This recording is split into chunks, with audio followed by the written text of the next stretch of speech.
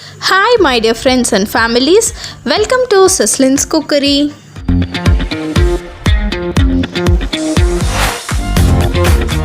இன்னைக்கு நம்ம பார்க்க போகிற ரெசிபி ஆலு பராத்தா. அதோட ஒரு டாப் நாச் காம்பினேஷன் பன்னீர் பட்டர் மசாலா. இந்த ரெண்டு காம்பினேஷனோட டேஸ்ட்டு வேறு லெவலில் இருக்குங்க. கண்டிப்பாக இதை நீங்கள் ட்ரை பண்ணி பாருங்கள், உங்களுக்கு எல்லாருக்குமே ரொம்ப பிடிக்கும். இதை நீங்கள் பிரேக்ஃபாஸ்ட்டுக்கோ இல்லைனா டின்னருக்கோ நீங்கள் எடுத்துக்கலாம். சரி, இப்போ இந்த ஆலு பராத்தாவையும் பன்னீர் பட்டர் மசாலாவும் எப்படி பண்ணுறதுன்னு பார்க்கலாம். அதுக்கு முன்னாடி இன்னும் நம்ம செஸ்லின்ஸ் குக்கரி பேஜை சப்ஸ்கிரைப் பண்ணாதவங்க ப்ளீஸ் சப்ஸ்கிரைப் பண்ணிக்கோங்க. அப்படியே பக்கத்தில் இருக்கிற பெல் பட்டனை கிளிக் பண்ணிக்கோங்க. அப்போ தான் நான் அடுத்தடுத்து போடுற வீடியோஸ் உங்களுக்கு நோட்டிஃபிகேஷனாக வரும். இப்போ ஒரு குக்கரில் ஒரு 6 உருளைக்கிழங்கு எடுத்திருக்கேன். அதை தண்ணி ஊற்றி ஃபஸ்ட்டு நல்லா வேக வச்சு எடுத்துக்கலாம்.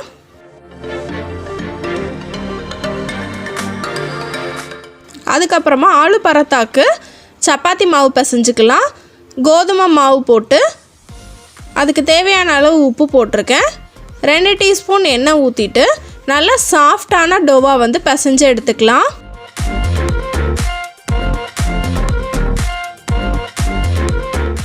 இந்த சப்பாத்தி மாவு நல்லா சாஃப்டாக இருக்கணும். பூரிக்கு பிசையும் போது நம்ம ஹார்டாக பிசைஞ்சிக்கலாம்.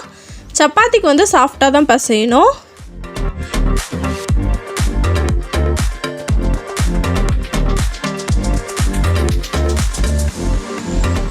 இப்போ நல்லா மாவு பிசைஞ்சாச்சு.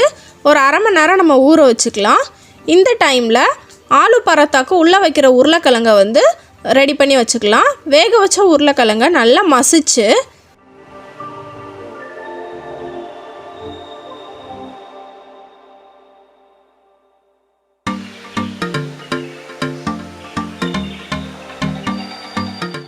அதில் கொஞ்சம் உப்பு, ஒரு டேபிள் ஸ்பூன் காஷ்மீரி சில்லி போட்டிருக்கேன்.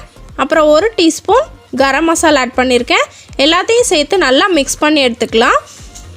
கட்டியே இல்லாத மாதிரி நம்ம எடுத்துக்கணும். அப்போ தான் நம்ம பிசையும் போது உள்ளே ஸ்டஃப் பண்ணி நம்ம பிசையும் போது நல்லாயிருக்கும். கட்டியே இல்லாத அளவுக்கு நம்ம எடுத்துக்கணும். இதை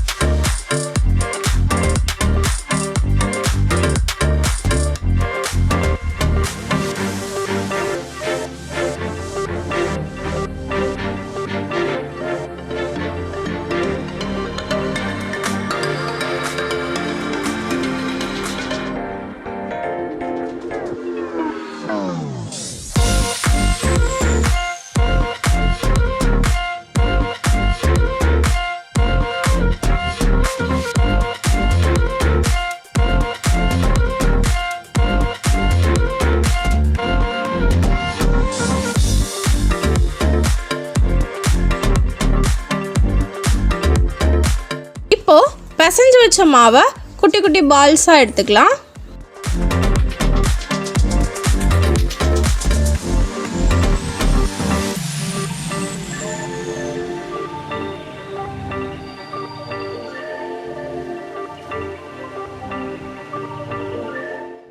எல்லாத்தையும் பிசைஞ்சு எடுத்துட்டு இப்போது சப்பாத்திக்கு மாவு திரட்டிடலாம். லைட்டாக தேய்ச்சிட்டு நம்ம ரெடி பண்ணி வச்சுருந்த உருளைக்கிழங்கை உள்ளே வச்சு நம்ம மோமோஸ்க்கு மடிப்போம்ல அந்த மாதிரி மடித்து நல்லா மாவு போட்டு தேய்ச்சி எடுத்துக்கலாம். ரொம்ப அழுத்தம் கொடுத்து தேய்க்க வேண்டாம், ஏன்னா உள்ளே உள்ளது வெளியில் வந்துடும். அதனால் லைட்டாக மாவு தொட்டு தொட்டு நல்லா தேய்ச்சி எடுத்துக்கலாம்.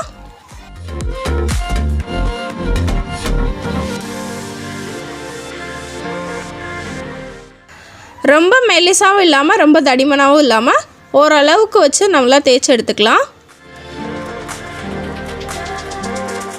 உள்ளே வச்ச ஸ்டஃபிங் வெளியில் வர்ற மாதிரி இருந்துச்சுன்னா லைட்டாக மாவு போட்டுக்கோங்க.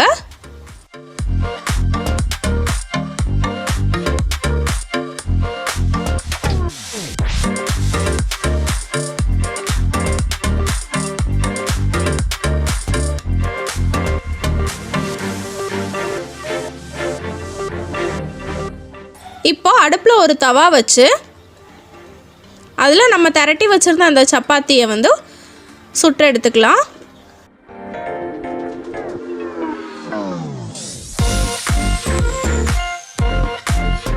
நல்லா திருப்பி திருப்பி போட்டு எடுத்தால் தான் நல்லா சாஃப்டாக இருக்கும்.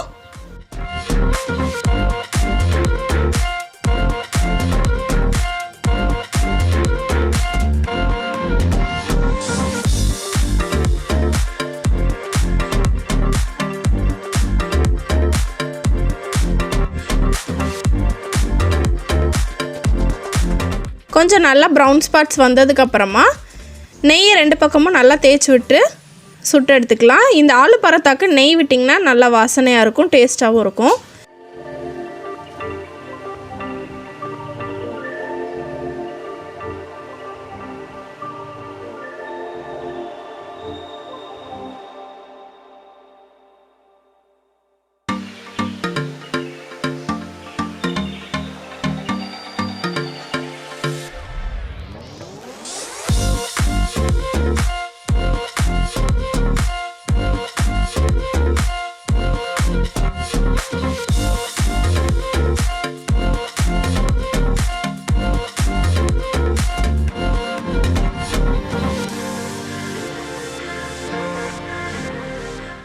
அவ்வளோதான், ஆலு பராத்தா ரெடி ஆயிடுச்சு.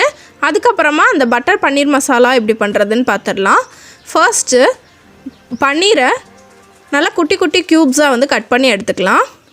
இப்போது கட் பண்ணி எடுத்து வச்சதை ஒரு பாத்திரத்தில் மாற்றிட்டு அது முங்குற அளவுக்கு நல்லா கொதிக்கிற வெந்நியை வந்து இதில் ஆட் பண்ணிக்கிறோம். எல்லா பன்னீருமே அந்த வெந்நியில் வந்து நல்லா முங்கி இருக்கிற அளவுக்கு வந்து நம்ம வெந்நியை நல்லா கொதிக்கிற வெந்நியை வந்து ஆட் பண்ணி எடுத்துக்கலாம். அது வந்து ஒரு நம்ம செஞ்சு முடிக்கிற வரைக்கும் இது வந்து அப்படியே அந்த இதில் ஊறட்டும். இப்போ இந்த பன்னீர் பட்டர் மசாலா பண்ணுறதுக்கு தேவையான இன்க்ரீடியன்ட்ஸ் என்னென்னு பார்த்துடலாம். பன்னீர் 200 கிராம்ஸ், பெரிய வெங்காயம் 3 எடுத்திருக்கேன், தக்காளி 3 இதை நல்லா பேஸ்ட்டாக அரைச்சி எடுத்து வச்சுருக்கேன், மஞ்சப்பொடி 1/2 teaspoon, garam masala 1 teaspoon, Kashmiri chilli 1 tablespoon, chicken masala 2 teaspoon, chilli powder 1 teaspoon, மல்லிப்பொடி 2 டேபிள் ஸ்பூன், முந்திரி பருப்பு ஒரு 5 முந்திரி பருப்பு எடுத்து பேஸ்ட்டாக அரைச்சி எடுத்து வச்சுருக்கேன், பட்டை 1, கிராம்பு 3, ஏலக்காய் 2, இஞ்சி பூண்டு பேஸ்ட் 1 டேபிள் ஸ்பூன், அப்புறமா கொஞ்சமாக கறி லீவ்ஸ் எடுத்திருக்கேன். அப்புறம் இது பண்ணுறதுக்கு நமக்கு பட்டர் தேவை, அவ்வளோதான். இப்போ இந்த பன்னீர் பட்டர் மசாலா எப்படி பண்ணுறதுன்னு பார்க்கலாம்.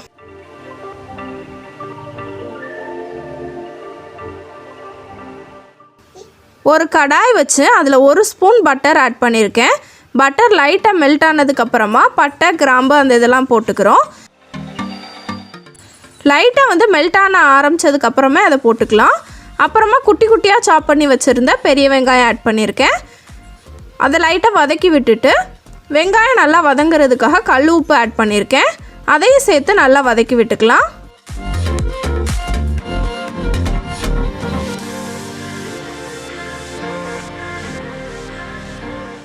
சீக்கிரம் வதங்கிறதுக்காக மூடி போட்டு வச்சுருக்கேன். இப்போ பார்த்தீங்கன்னா ஓரளவுக்கு வதங்கியிருக்கு.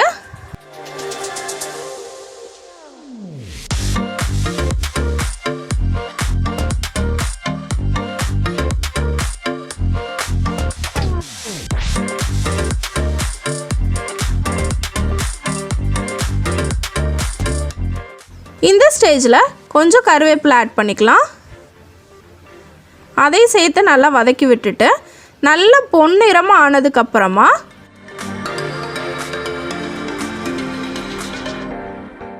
இஞ்சி பூண்டு பேஸ்ட் 2 ஸ்பூன் இஞ்சி பூண்டு பேஸ்ட் ஆட் பண்ணியிருக்கேன். அதையும் சேர்த்து நல்லா வதக்கி விட்டுக்கலாம். இப்போது இஞ்சி பூண்டு பேஸ்ட்டோட பச்சை வாசனை போனதுக்கப்புறமா அரைச்சி வச்சுருந்த தக்காளி பியூரவை ஆட் பண்ணிக்கிறோம். ஆட் பண்ணிவிட்டு அதையும் சேர்த்து நல்லா மிக்ஸ் பண்ணி விட்டுட்டு தக்காளி வந்து நல்லா பச்சை வாசனை போய் எண்ணெய் பிரிஞ்சு வர்ற அளவுக்கு அதை வந்து வதங்க விடணும்.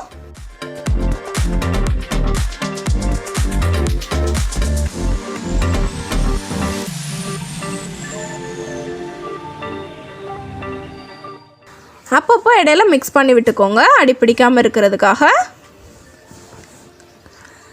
இப்போ பார்த்தீங்கன்னா அந்த எண்ணெயெல்லாம் பிரிஞ்சு நல்லா தக்காளியும் வெந்திருக்கு, வெங்காயமும் நல்லா வெந்திருக்கு. இந்த டைமில் மசாலா எல்லாம் ஆட் பண்ணிக்கலாம். மஞ்சள் பொடி,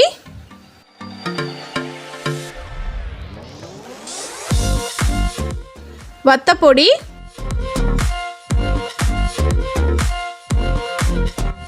அப்புறமா கரம் மசாலும் காஷ்மீரி சில்லியும் எடுத்திருக்கேன், அதையும் ஆட் பண்ணிக்கிறேன். அப்புறமா மல்லிப்பொடி,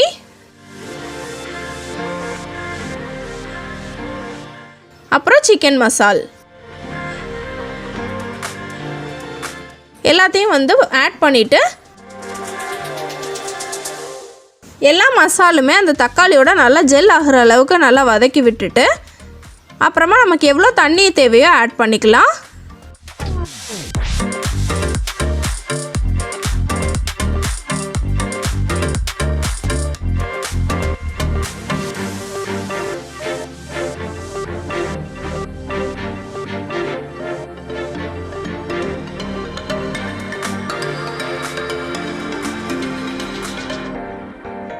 தண்ணி ஆட் பண்ணி நல்லா மிக்ஸ் பண்ணி விட்டுட்டு நல்லா கொதிக்கட்டும், கொஞ்சம் நேரம் மூடி போட்டுக்கலாம். இப்போ பார்த்தீங்கன்னா கொஞ்சம் கொதிச்சு நல்லா திக்காக இருக்குது. கொஞ்சம்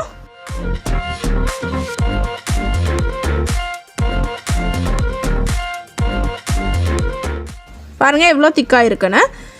இந்த ஸ்டேஜில் அரைச்சி வச்சுருந்த கேஷ்யூ நட் பேஸ்ட் ஆட் பண்ணிக்கிறோம்.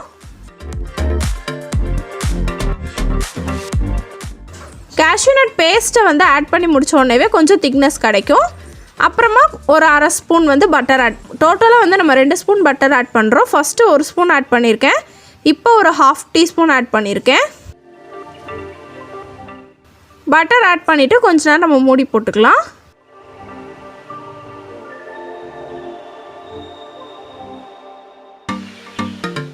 ஆட் பண்ணி கொஞ்ச நேரம் நம்ம மிக்ஸ் பண்ணி விட்டுக்கலாம்.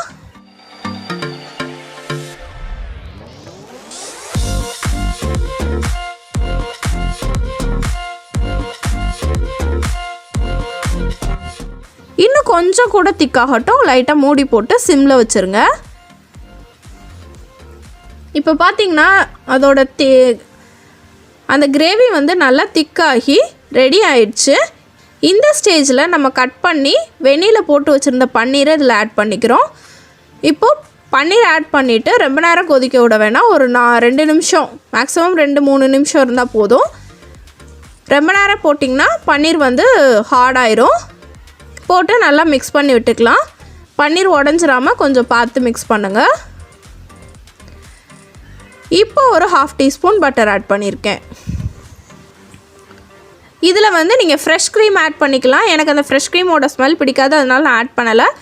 வேணும்னா நீங்கள் ஆட் பண்ணிக்கலாம். அது போக கசூரி மேத்தி வந்து நீங்கள் ஆட் பண்ணிக்கலாம். கசூரி மேத்தி இல்லாதவங்க இந்த மாதிரி கொத்தமல்லி இலையும் கூட போட்டு இது பண்ணிக்கலாம்.